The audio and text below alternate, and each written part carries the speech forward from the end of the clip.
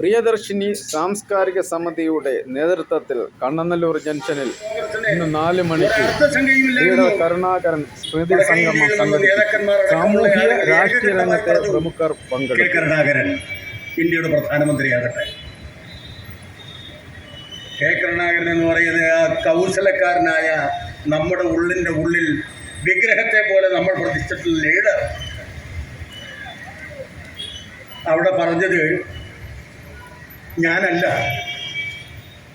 ഇവിടെ അതിനേക്കാൾ യോഗ്യതയുള്ള ആളുകൾ ഇവിടെ ഉണ്ട്. അങ്ങനെ നരസിംഹറാവുവിനെ നിർദ്ദേശിച്ച് നരസിംഹറാവുവിനെ പ്രധാനമന്ത്രിയാക്കിയത് ലീഡർ കെ കരുണാകരനാണ്.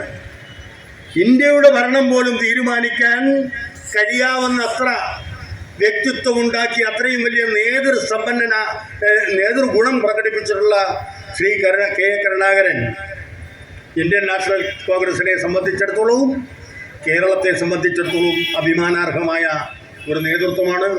അദ്ദേഹത്തിൻ്റെ വിടവ് നമ്മളിൽ ഉണ്ടാക്കിയിരിക്കുന്ന ദുഃഖം ചെറുതല്ല, അപരിഹാര്യം എന്നെല്ലാം പലപ്പോഴും പറയുമെങ്കിലും ഇതൊക്കെയാണ് അക്ഷരാർത്ഥത്തിൽ അപരിഹാര്യമായിട്ടുള്ളത്.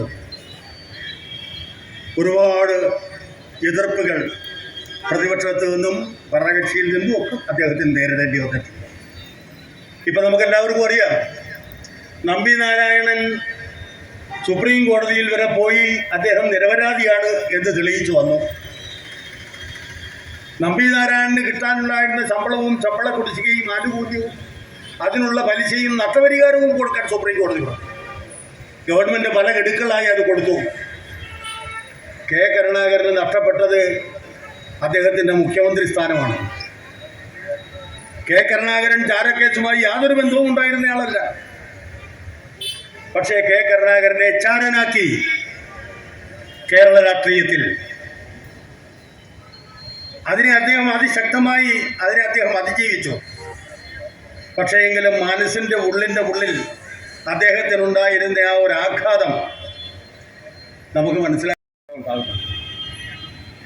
കെ കരുണാകരനല്ലാത്ത ഒരാളാണെങ്കിൽ ആ അപകടത്തെ അതിജീവിക്കാൻ കഴിയില്ല.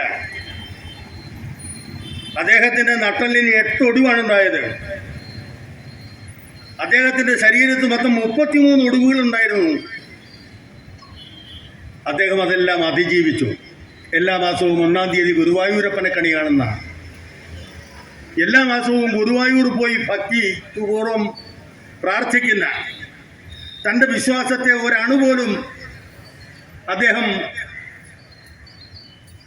വിൽക്കാൻ ഉദ്ദേശിച്ചിട്ടില്ല.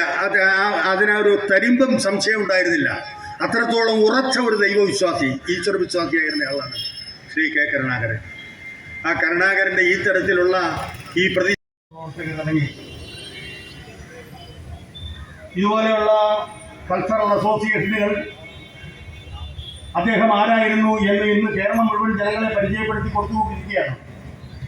കരുണാകരൻ്റെ തന്നെ മറ്റൊരു പരിപാടിയിൽ മുളങ്കാടകത്ത് പങ്കെടുത്തിട്ടാണ് ഞാൻ വരുന്നത്. അതവിടെ മുളങ്കാടകം സ്കൂളിനകത്തായിരുന്നു. അതവിടുത്തെ പേരൻറ് ടീച്ചേഴ്സ് അസോസിയേഷനും അവിടുത്തെ മുൻ വിദ്യാർത്ഥികളും അലുമിനി. കാരണം മുളങ്കാടകം സ്കൂളിന് കരുണാകരനെ സംബന്ധിച്ചിടത്തോളം ഒരു പ്രത്യേക സ്ഥാനമുണ്ട്. ആ മുളങ്കാടകം സ്കൂള് അപ്ഗ്രേഡ് ചെയ്തത് ഈ കരുണാകരൻ്റെ സമഫലമായിട്ടായിരുന്നു. അതവിടെ എഴുതി വെച്ചിട്ടുണ്ട്. അപ്പം അങ്ങനെ അവിടുത്തെ അലുമിനി പൂർവ്വ വിദ്യാർത്ഥി